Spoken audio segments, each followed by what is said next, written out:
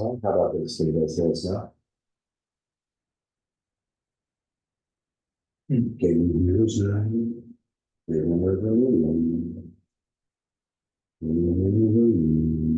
Are these things on? Are these things on, David? Yeah, They're on, okay. there's a blue light. No, I just put them on, so. It's not blue light, okay.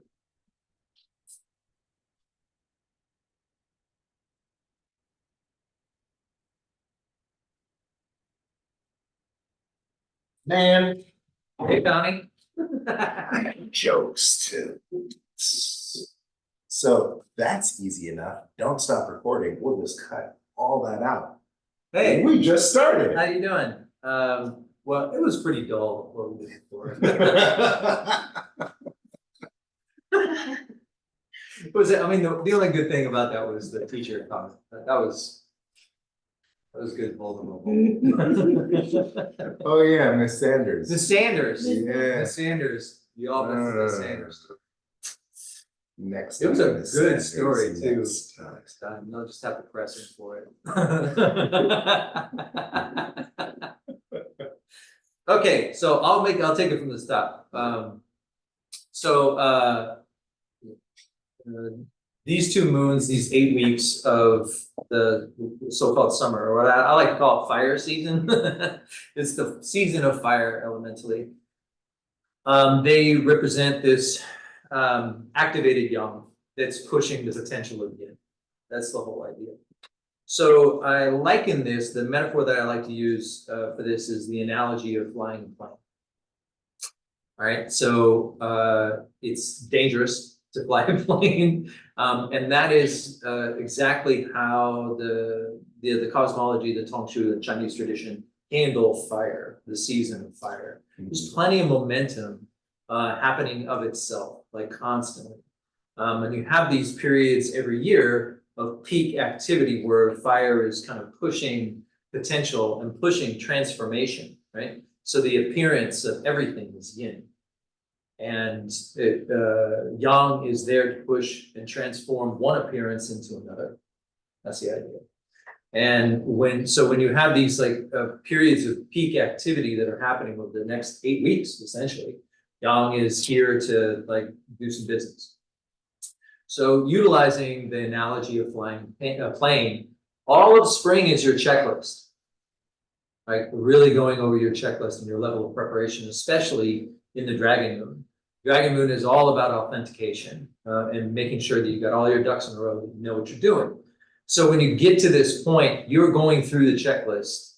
The idea about how yang behaves during this season, May, June, basically the Chinese tradition and as Ming taught us, is tracking how well it performs because it's a harbinger of how it's going to end in August. So if you want a peaceful resolution of yang, it kind of depends on how you start. So when you're using this idea of flying a plane, you got your whole checklist, you do things, you make sure you got enough fuel, you make sure you know where you're going. You know, there's room for error, you know, there's room for, you make sure you have extra fuel, you know, like you're not playing it so close, you want to be kind of responsible and conservative with your resources. So you know how you give yourself room for error, right? That's the idea. You're thinking about the idea of using the analogy of flying a plane. But at some point in time, you want to make sure that you have enough resources to land the damn thing, right? That's the whole, that's what we're thinking about right now in this tradition. That's what Snake Moon is kind of all about, is this alchemy tradition and also a level of foresight, what I call a self-evident pursuit, you know? Like if I know I need to go to Tampa and I've got $50, guess I got to find a bus maybe, you know, like I have to know what my resources are and what my reasonable expectations for fulfillment would be. Because Yang Qi is going to push things toward fulfillment, whether we like it or not. So if you actually want to utilize this, it takes some level of, you know, good planning and instinct. And that's what the Snake Moon is demonstrating. So you actually made this really great point about the snake being the tail of the dragon. It's exactly what we're talking about, because you've done all this authentication work. Now, basically especially this first 2 weeks of the snake moon up until full moon, happy full moon, everybody, is this kind of is this verification process of like how well is Yang staying in the channels, which was the encouragement of the dragon moon.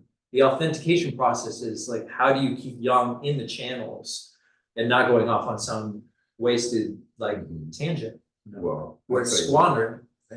keeping Yang in the channels sounds horrible to a monkey. Like, I'll have planning and seeing through, like that airplane analogy is like, I'm gonna jump out and figure out my down, you know? Right.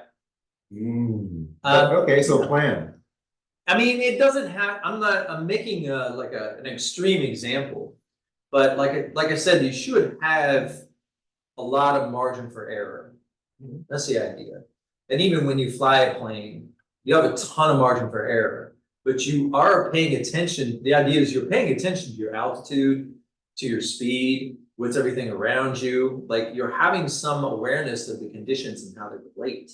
And so if conditions suddenly change, you know how you can adapt to it, right? So this is the idea behind the good management of resources. Like how well Yang does at fulfillment has everything to do with how well it's willing to comply and cooperate with Yin, how well it's good at managing resources. Monkeys are excellent at managing resources and working with that margin of error. That's right. Widen that margin of error. Just a bit more. I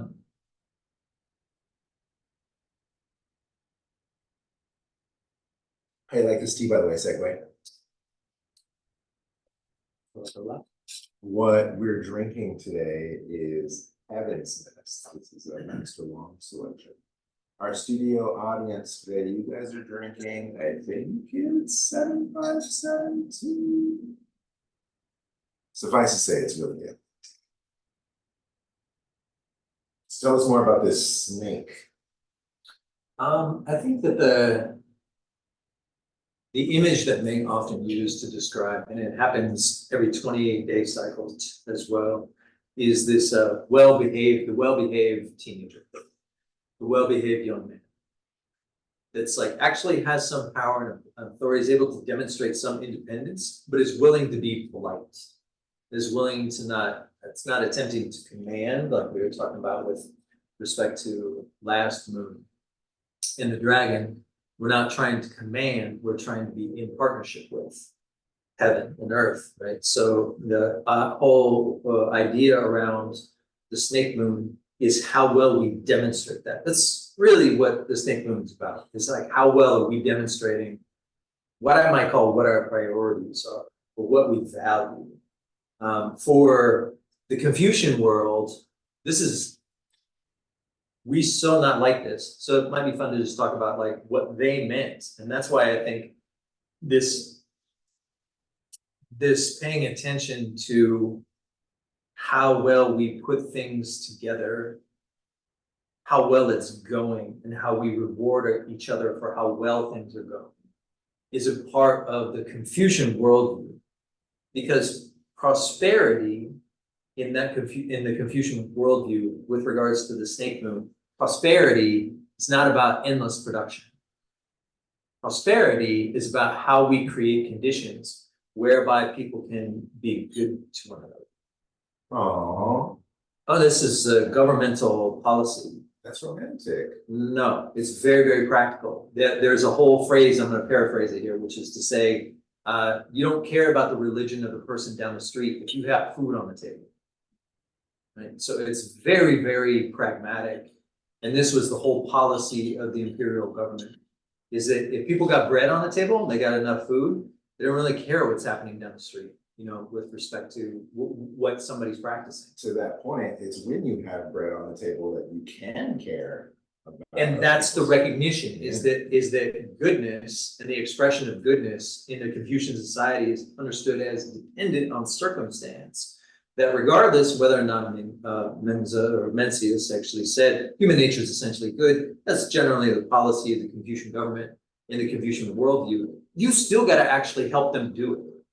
You got to make it easy, you know, for people to be good. If you make it easy for people to be good, they'll take that 9.9 times out of 10.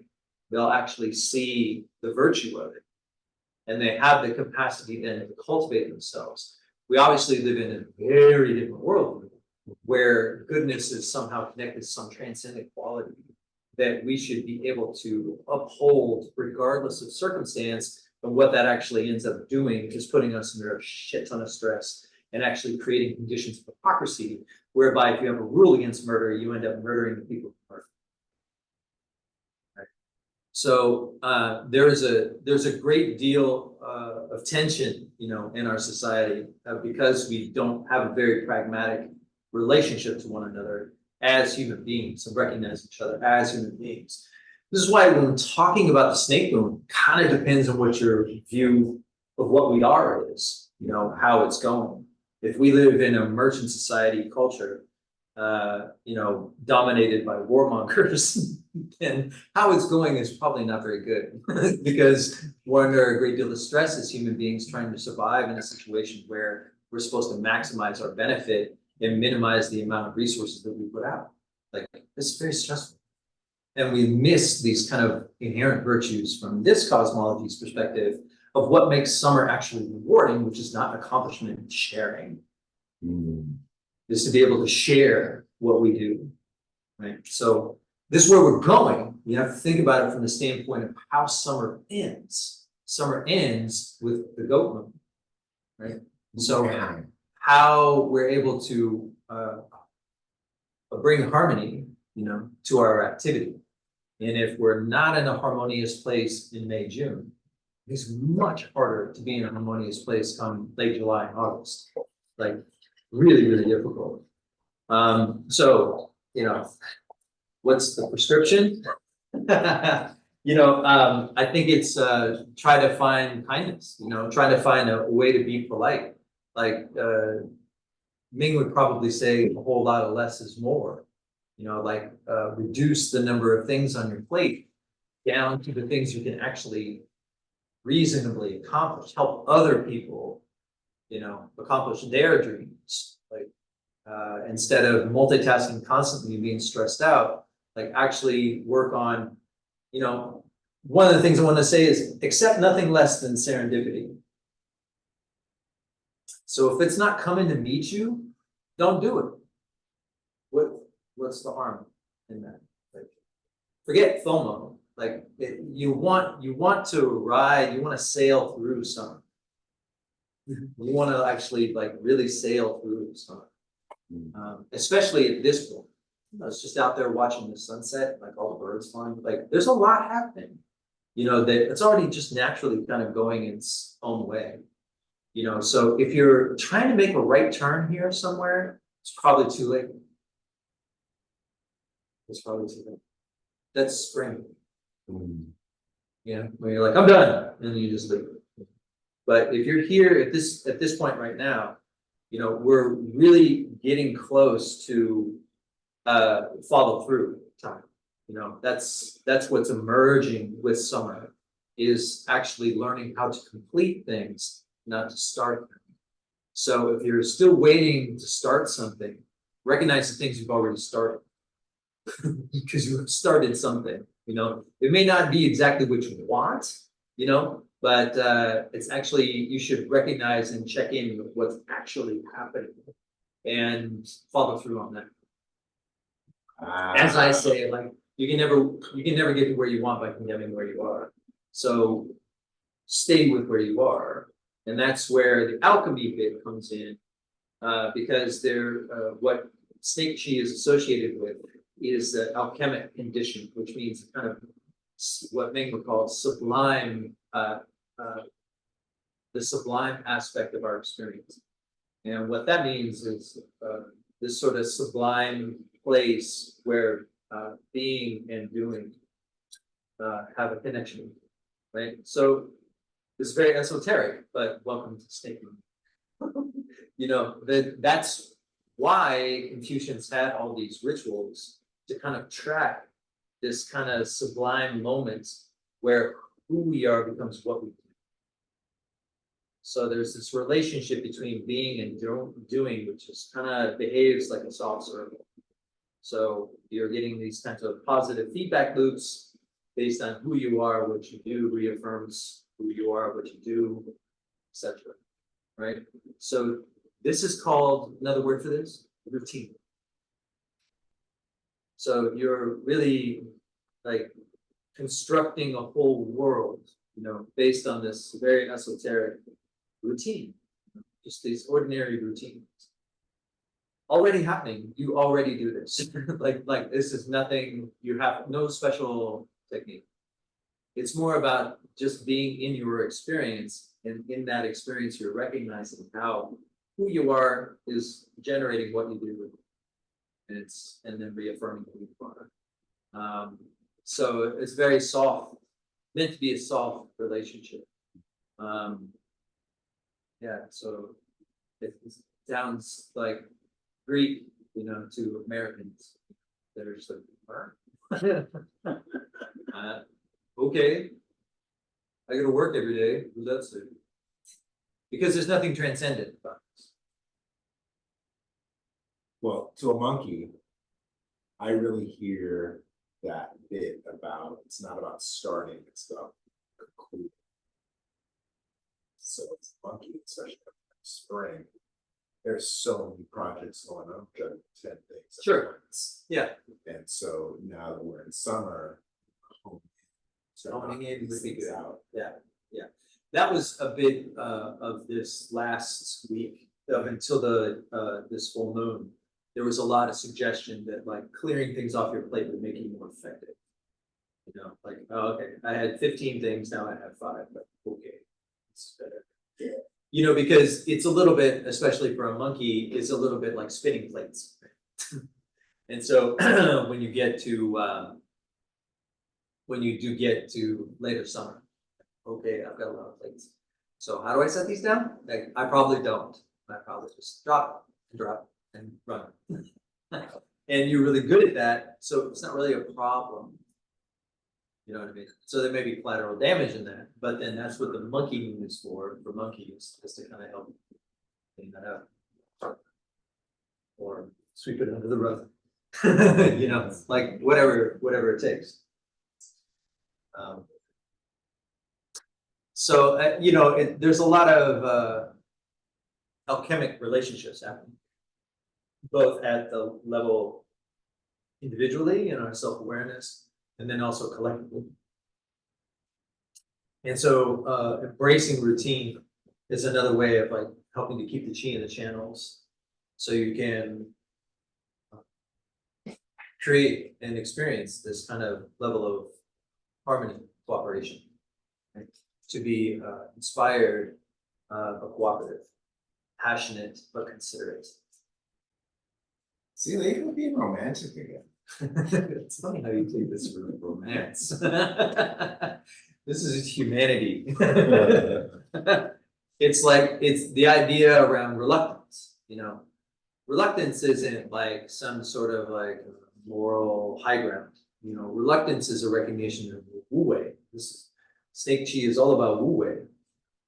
In that I don't have to try hard, I just wait for the right moment. Monkeys can understand this very easily, right? So you're just like, yeah, it seems kind of hard right now.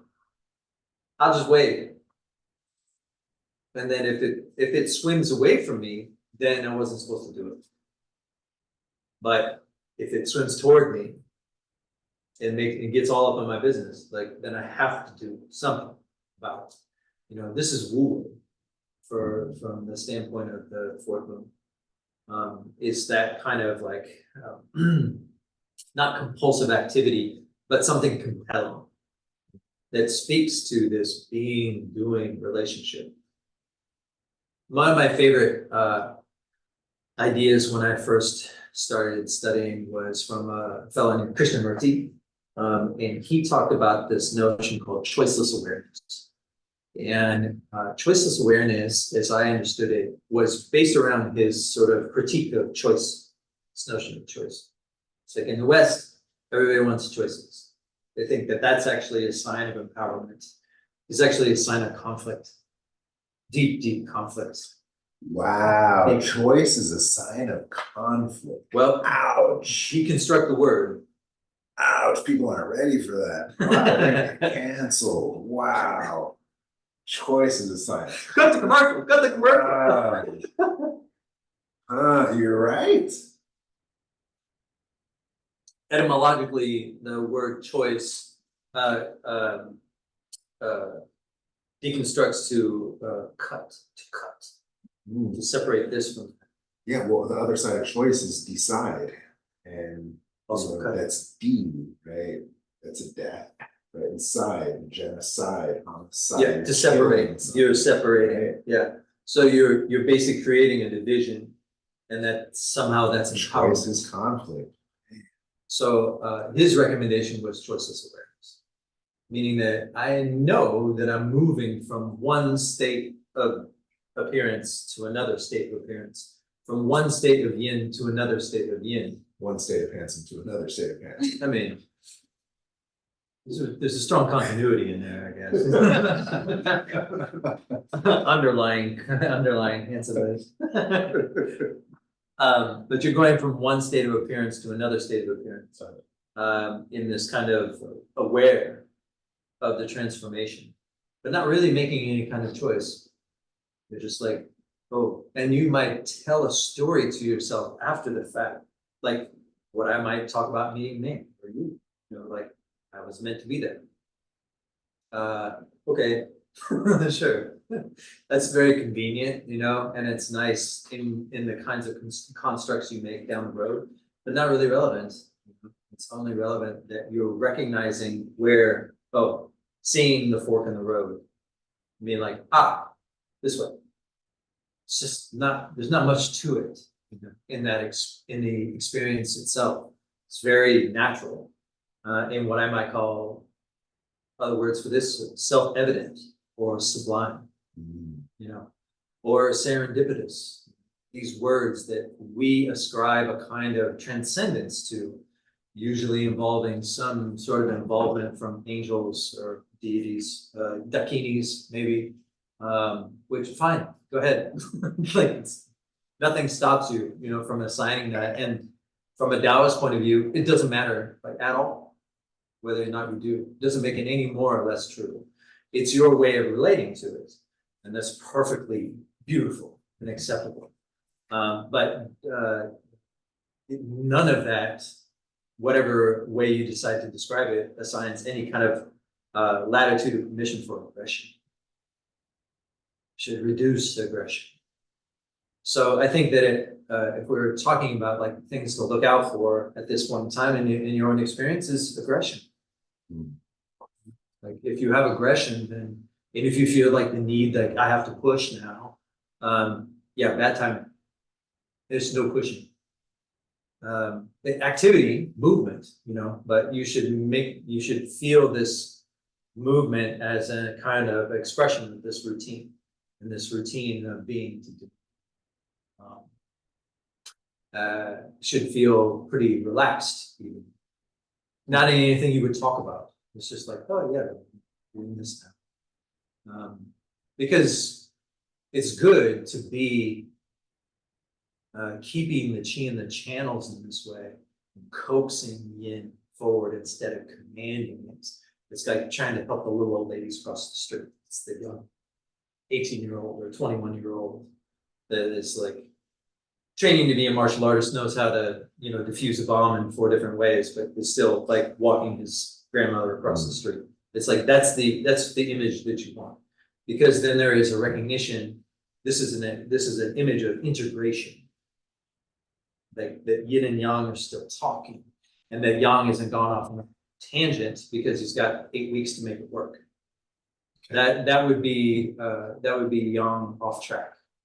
Okay. That type of expression of seasonal yang qi, seasonal fire, depletes resources, makes them unavailable. And then when August comes, you hit the wall. You don't land, you crash the wall.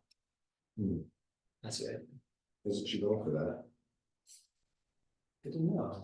Yeah, there's a qigong for that. That kind of yin yang interplay, yang containment. Yeah, these themes. For your team, I'm sure. Okay, it's called Hunyuan Qigong, Primordial Essence Qigong. And you'll have your commencement breath as you do. But then from here, we're going to wind up really, really big. And then we're going to push, kind of actively push, as if feeling some sort of resistance. My teacher would say, push the mountain.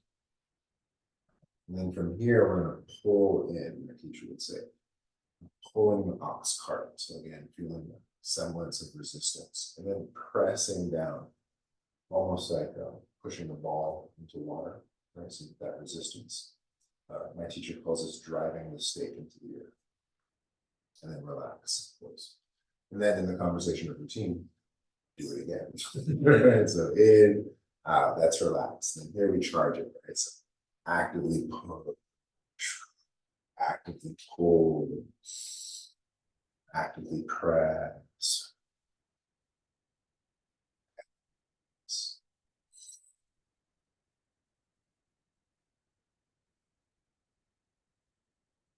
This can be done standing, this can be done seated. Good, let's try it one more time. Big wind up, use those shoulder blades and push the ox cart. Pull the ocean. Press the pillar into the earth.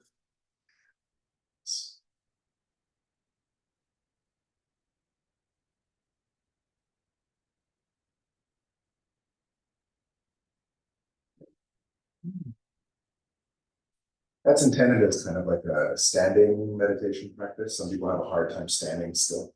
And so we can give an activity to do it. And then you can do this maybe 10, 20 times, and maybe 15 minutes pass, and you can rest and maybe stand for another 5, 10 minutes. What it reminds me of is like you have this kind of circular action that you're making from needing to doing, right? And then from doing back to being. And I would imagine that there's a bit of grounding. One of the images that Bing provides during this time, especially the grain sprouts, which is one of the solar terms that's happening right now, is that this is a very active time. We just started it just 2 days ago for yang to come up and out. Whoosh. And it's spread. But that's also how you die.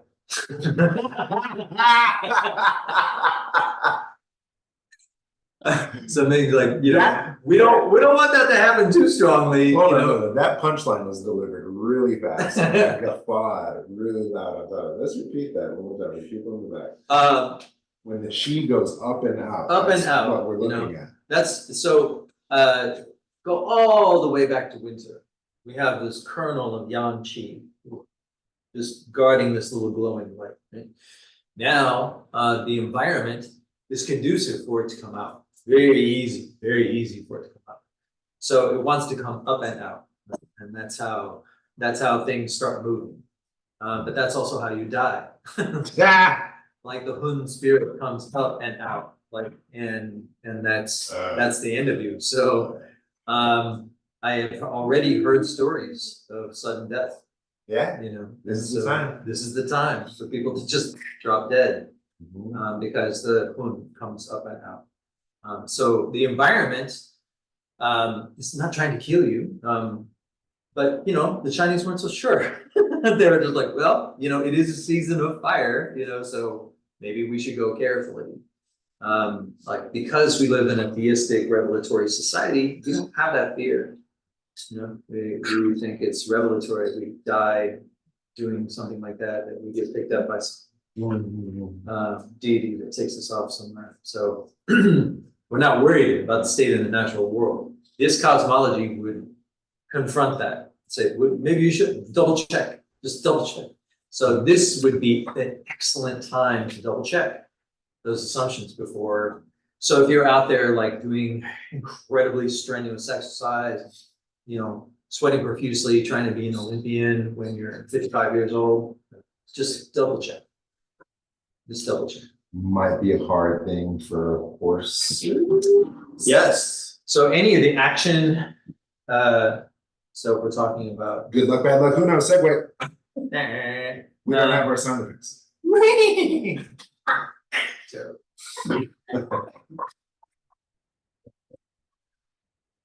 Hey, there's only two people out there. Horses, yeah. So horses, actually horses and tigers are most at risk for this up and out quality. Because they're spontaneous and forceful. Force, like they're ready to pounce on that.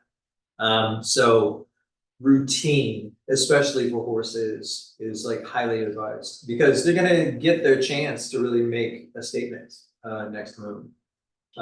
So they want to be in a place of routine because if they are, they'll blossom like crazy. But if they trip and fall now, it's like that's kind of like Turning in blue. well, tripping and falling on the first leg of the race, like boom, just like eating it. You still maybe got some time to recover, but it might not be able to finish the race like you wanted to. Owners. The most vulnerable would be the domestics. So Dog, but primarily the pigs. And this is how the reason why pigs are speaking as a double pig. Lucky I came out for that. Speaking as a double pig, just the reason why pigs would be vulnerable is that they're naive. And so this kind of sudden quality of the snake, could easily catch them off guard. So is that something that pigs and dogs share then? They're kind of naive.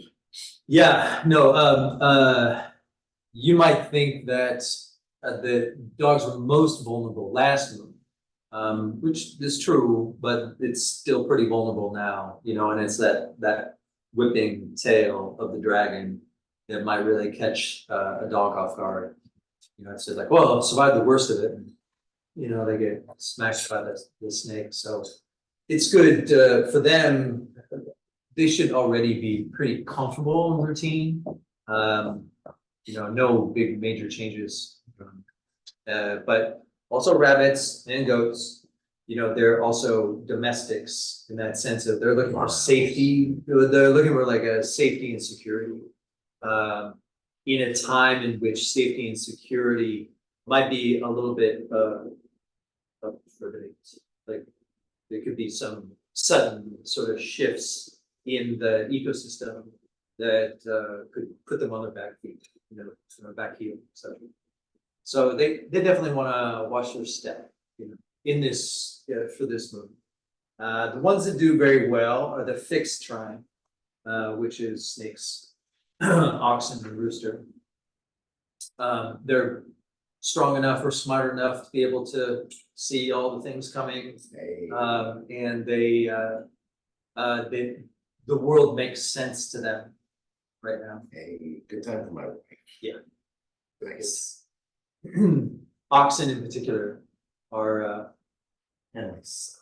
not even paying attention. Just having a good time. How about the monkey, dragon, rat trifecta? Yeah, the power, what I call the power trine.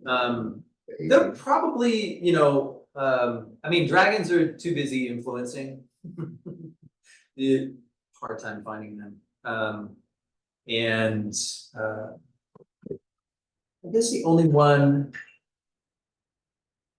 rats also have a kind of, they're a little bit of a mixture of the vulnerability of the domestic, but also the kind of foresight and capacity to track things that a rooster does. So it depends kind of on their circumstance. I wouldn't necessarily worry about rats too much. They're probably, if they're playing it safe, that's because they're smart like that. And horse moon is right around the corner, so There's no time to get out of your comfort zone. Let's put it that way. But like summertime is not a time for rats to get really outside their comfort zone regardless, you know, so if rats have any kind of debilitation that kind of keeps them from doing things, they should be like, they should be celebrating that. They should be like, school, I'm just going home. Yeah, you should do that. You know, like you should be grateful for the things that keep you in this choiceless awareness. I'm like, I'm not too complicated right now. I have just 4 or 5 things going on, you know. It's kind of the opposite of something like the horse, which is like, I'm ready to multitask. And like, it's too soon for multitasking. It's coming, you know, but like, and even, you know, we'll talk about the horseman, it's not gonna be. Rabbits are probably out multitasking too, right? Well, if they're following the general overall advice for the year, they're letting things come to them. So this is a time for where rabbits can very much shine is in places of discretion, where they can be very, very discreet, and maybe work behind the scenes, doing things that like speak to them emotionally or spiritually, you know, like making interpersonal connections, playing with yin, finding influence along the stream of yin would be a rabbit's happy place this month for sure. And that's gonna actually keep them safer when the horse moon kicks in, because the horse moon is not gonna be very kind to rabbits. So they should have their kind of buffer zone. Because the 5th moon is when yang is, it's full aperture, you know, so this is the most dangerous time of the year. Well, one of the most dangerous. It's the most dangerous time of the year. Okay. Horses, huh? Go figure. It's just a peak, you know, peak yang. It's a little bit like, how far can yin stretch? Yeah. Like a balloon. She's like blowing up this balloon. So you can do great things, like build great capacity, but you can also blow the engine up. I think that's important to consider because it's really easy to think, oh, especially that classic iconic meme, winter is coming. Shout out. Summer just as dangerous and deadly. For the Chinese tradition, it's the most dangerous If not time. more. Yeah. Like the season of fire is where all illness comes from. Dang. It's actually, you know, we talk about 6 realms teaching here, ghosts and demons and things like that. Demons are fire. That's so like the hell realms are active, you know, in fire season. The hell realms they're up and moving. So yeah, like it's really I've been to Burning Man. I don't recommend it. I've done it. I get it if you want to go, but it's a hell realm. Just so you know. Wow, just saying. Just saying. It's a hell It's a hell realm. That's a hell realm. There's a reason why people die there every year. So, somber note. Well, how about this? What would Ming be doing? Sorry. Rats, monkeys. Tigers, oh my. Tiger. I mean, I was just making sure that we got all the trines, but yeah, monkeys. We talked a little bit about monkeys. It's just really,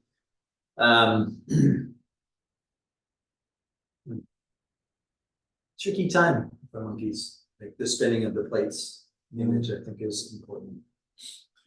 Well, for me, spring was definitely spinning many of the plates, and then now that we're going into summer and projects are knocking out, and I'm not dropping the plate, I'm placing it down. Yeah. So these projects are knocking out, and it feels good to have some levity, but I have a daughter. Yeah. Right. Yeah. So I'm excited. So excited. Me, what would he be doing? I mean, he would teaching probably, you know, like just trying to get people's attention, Eating meat. get people to slow down. Yeah, I mean, some of his recipes in the courses that I've listened, kind of, I mean, it's a good time to go vegetarian. You know, because you should not be eating barbecue. You should be reducing, Really? oh yes, you should be reducing your sugar intake.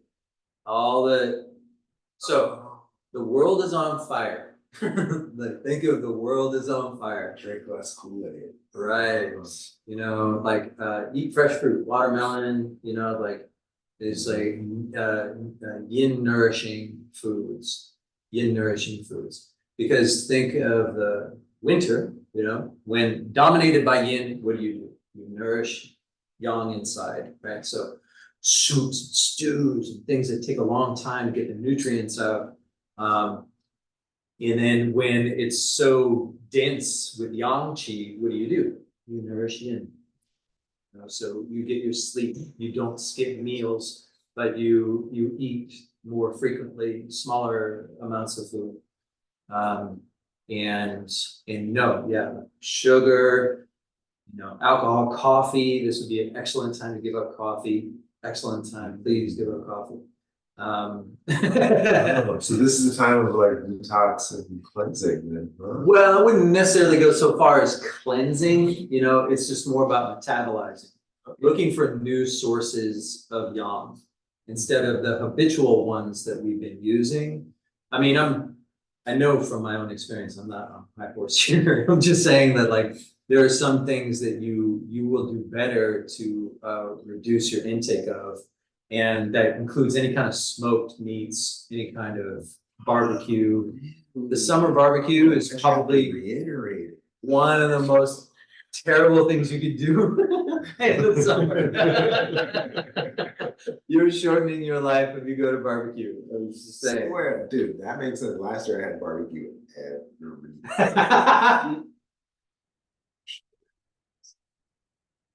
year. I started smoking cigarettes. I started smoking turkeys. Ribs. Well, On the salmon. There's some meats that are, you know, hot, and some that are neutral, and some that are cooling. I'm hot. You are, I mean, I don't know, but like. Sure, we could take a poll.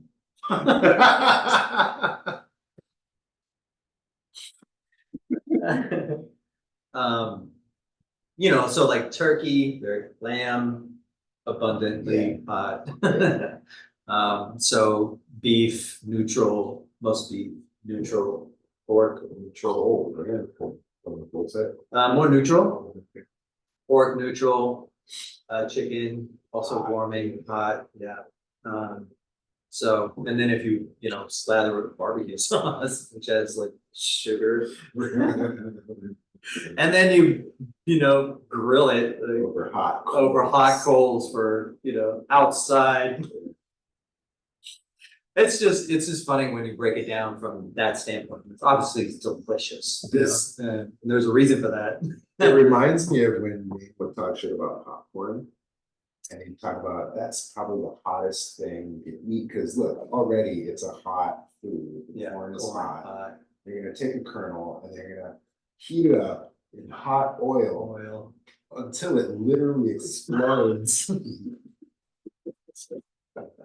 then I'm gonna eat that. And I'm gonna put good sugar on it. And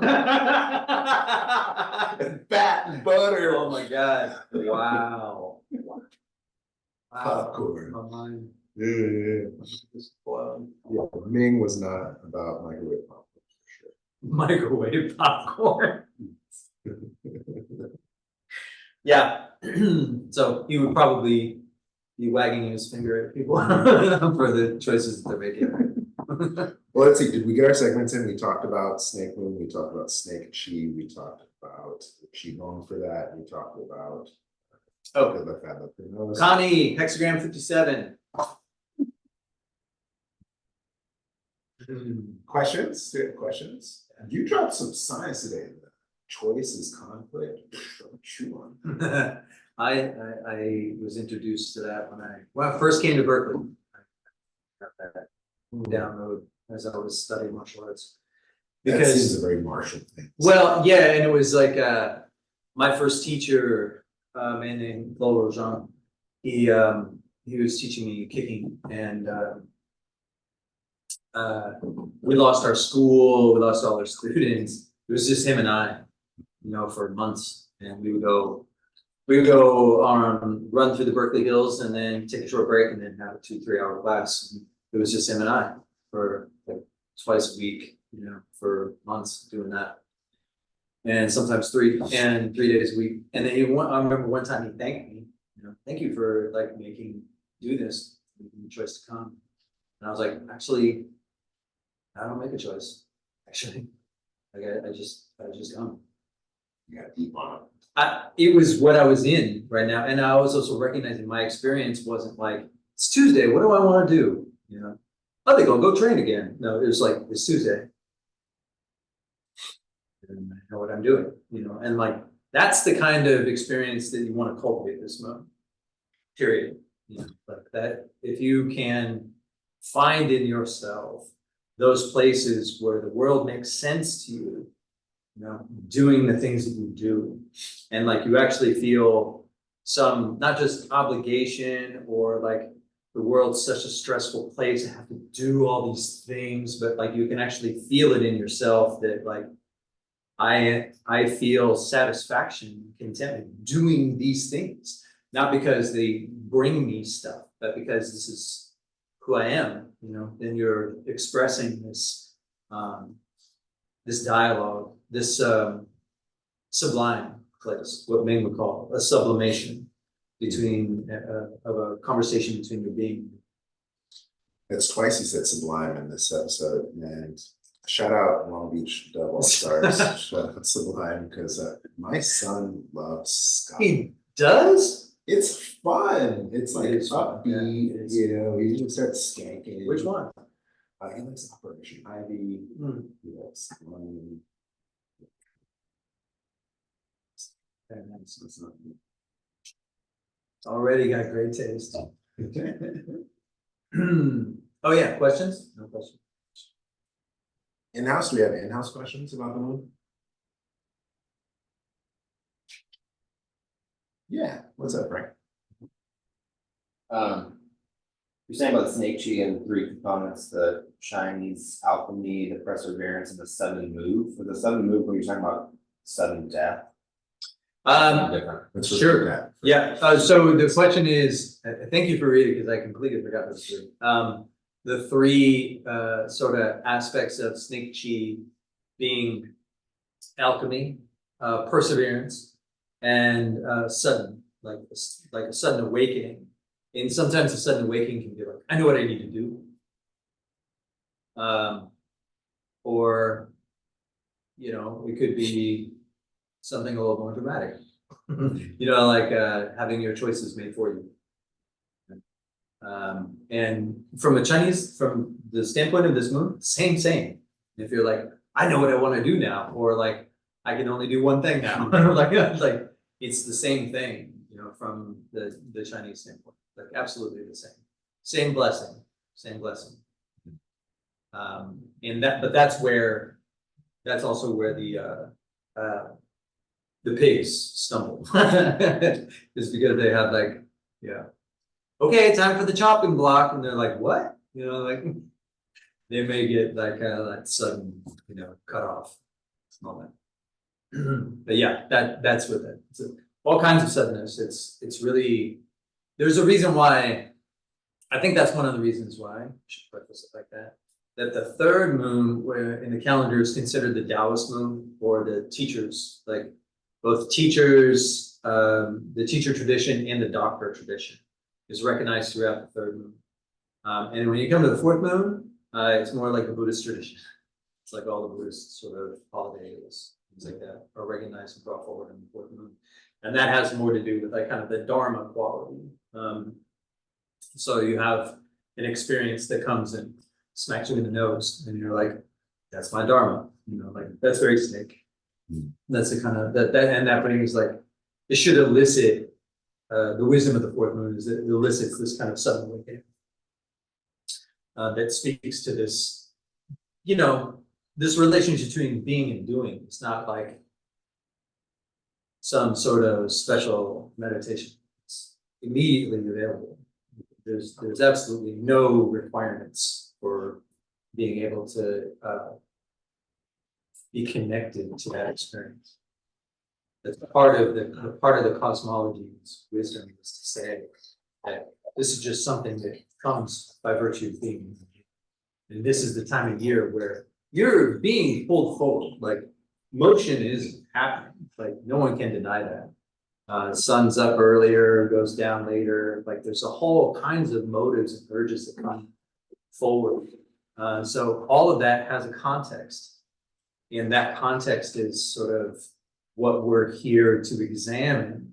We might call it in the West, like the things we value, you know, what are my priorities?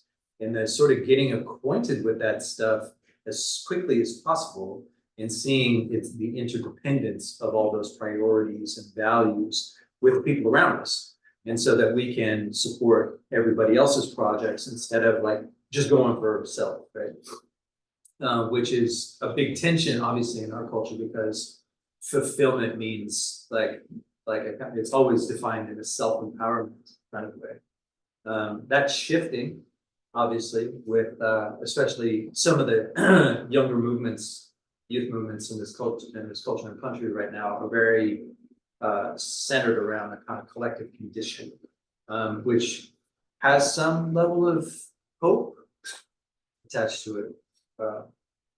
And that's also something that's evident this moon is that when we have like this experience of looking out for each other and seeing our collective condition and collective karma, and that we put our energy and vigor through those places, then we actually do see there's a future. But if everybody's just sort of stabbing each other in the back, you know, like, well, I don't know where we're going, but it doesn't look good, you know, and like by the time you get to August, that's true. You know, but here, if we have this kind of openness capacity and a level of cooperation that's available, even though we're passionate, even though we're inspired, we're cooperating, we're considering our impact on other people, manners. It can be such a beautiful, rich, you know, very collaborative, forward-going time that is mutually beneficial for everyone. So there's this. Ming never really talked about hope as something that was incredibly valuable. Yeah, but this is the time of year where you can actually feel that sense of hope for the future. And better that than to be like dreading peak young.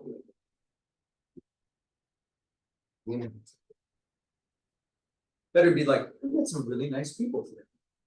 Make you feel like, how does that make you feel? Makes you feel like, yeah, this place is all right. You know, like instead of like, I keep my head down when I'm putting gas in my car, you know, like this is a very different experience. And then when things get hotter and hotter and hotter and more tense, and then resources get squeezed and squeezed and squeezed in August, and things start collapsing. Like, what does yang do? Does it collapse just under its own weight and cleans up the mess? Or does it burn out, you know, and exhaust and deplete, scatter our resources? Are you saying to the end of August? There's always a chance the world No.